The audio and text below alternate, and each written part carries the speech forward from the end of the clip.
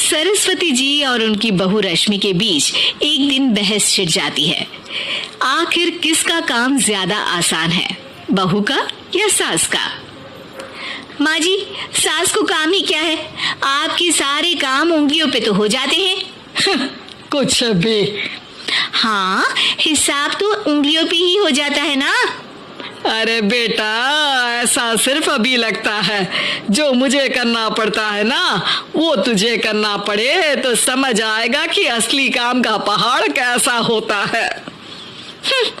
ठीली बराबर वजन भी नहीं है आपके काम में, हर बात पहाड़ों के वजन की कर रही हैं आप।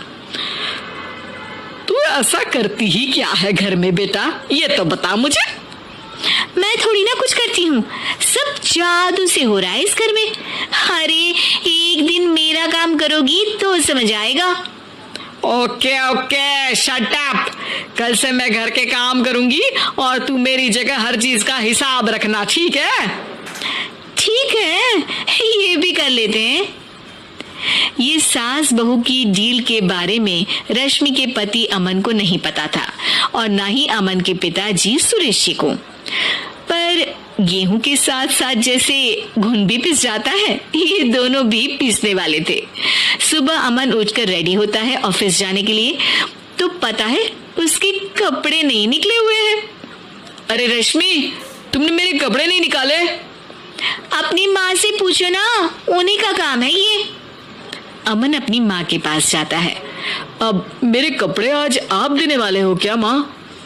हाँ, देना तो मुझे ही चाहिए, पर तेरी बहू ने कपड़े धोने ही नहीं डाले, तो कोई भी धुला हुआ कपड़ा नहीं है बेटा। हैं? ऐसा क्यों? कपड़े तो धोने आप ही देते हो ना माँ? अरे बहू ने तुझे बताया नहीं, अब हम अदल बदल गए हैं, मैं अब बहू और तेरी बीवी सास। अमन परेशान हो गया। वो बिना इस्त्री के कपड़े पहनकर ऑफिस चला गया। सरस्वती जी अपने घुटने के दर्द के कारण झुककर घर साफ नहीं कर पा रही थी और ना ही खाना बनाना याद रख पाई। उधर रश्मि पहले ही दिन घर की चाबी घुमा चुकी थी और 300 रुपए का हिसाब अलग नहीं मिल रहा था। पर दोनों का ही घमंड कैलाश पर्वत से भी बड़ा था और दोनों ही खेमे एक दूसरे की बात मानने को बिल्कुल तैयार नहीं थे। शाम को जब सुरेश जी और अमन खाना खाने बैठते हैं तो सरस्वती जी उनके सामने गाजर और पपीते लाकर रख देती हैं। अरे माँ, ये क्या है? ख्याली पुलाव के साथ सलाद। माँ जी खाना बनाना भूल गई लगता है। अरे एक एक चमन्नी का हिसाब है मेरे पास, खाना बनाना कैसे भूल जाऊंगी? ये तो मैंने पढ़ा था कि फल फ्रूट खाने से सेहत अच्छी रहती है, इसीलिए ये ले, एक फल खा ले। रात को सुरेश जी और अमन अपनी मीटिंग बिठाते हैं अकेले में।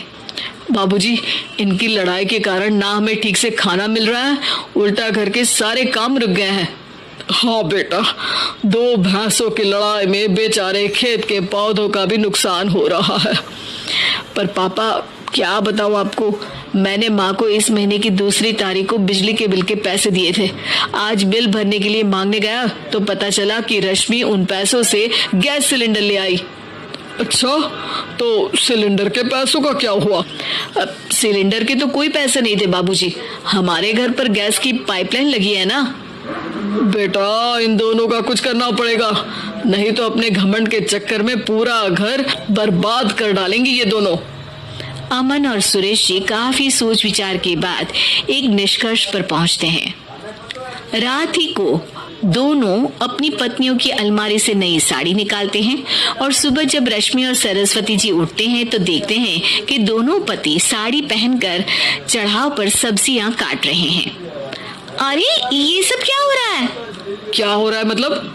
आप दोनों अदल बदल हो सकते हो तो हम क्यों नहीं? अरे क्या मतलब? नहीं नहीं, मेरी भी बचपन से किसी की बहू बनने की इच्छा थी, तो आज से सरस्वती तुम बड़ी बहू, मैं मिडल बहू और अमन छोटी बहू। अरे लेकिन सब घर पर बैठ जाएंगे तो कमाएगा कौन? ये घर कैसे चलेगा? अब वो तो भैया या बाकी लोग जाने, अब हमने भी अदल बदल कर ही लिया है तो कुछ नहीं हो सकता। रश्मि और सरस्वती जी को समझ में आ जाता है कि उन दोनों की आपस की डील की वजह से इन दोनों को बहुत तकलीफ हो रही है और उनके ईगो ने दूसरों को कितनी यातनाएं दी है। अब असल में माँ जी आप सही थी, सास बनना बहुत मुश्किल है।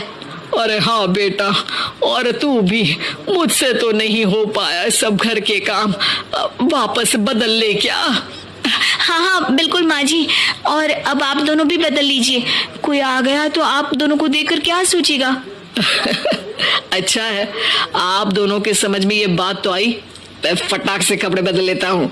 अरे रुक जा बेटा, एक फोटो ले लेती हूँ तेरी, मेरी बेटी होती तो तेरे जैसी ही दिखती साड़ी में। और मेरा फोटो नहीं लोगी?